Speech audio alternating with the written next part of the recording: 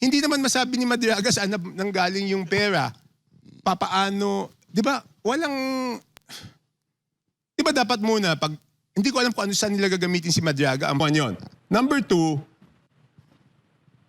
pag sinabi mong grave threats, who will determine kung yan ay grave threat?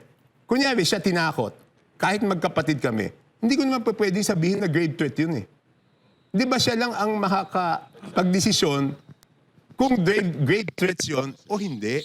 Hindi yung ibang tao. Ito, bakit yung congressman ang magsasabi? Dapat yung mga sinabihan noon, si Presidente, si First Lady, si former Speaker, sila magsasabi na grave threats yun. At dapat, linitis muna yun sa DOJ. Yun yung aking pananaw. What about kay Madriaga? What do you think of... Mahirap yun. Wala namang... Hindi naman masabi ni Madriaga saan nanggaling yung pera. Papaano... Di ba? Di ba dapat muna, pag... Hindi ko alam kung ano saan nila gagamitin si Madriaga. Ang tama ba ako na sasabihin nila na siya yung tungkol sa intelligence funds na punta sa kanya? Siya napunta sa kanya para...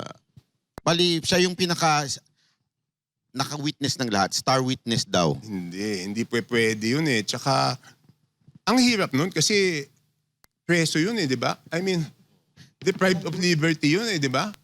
So, hindi naman siguro pwede yun.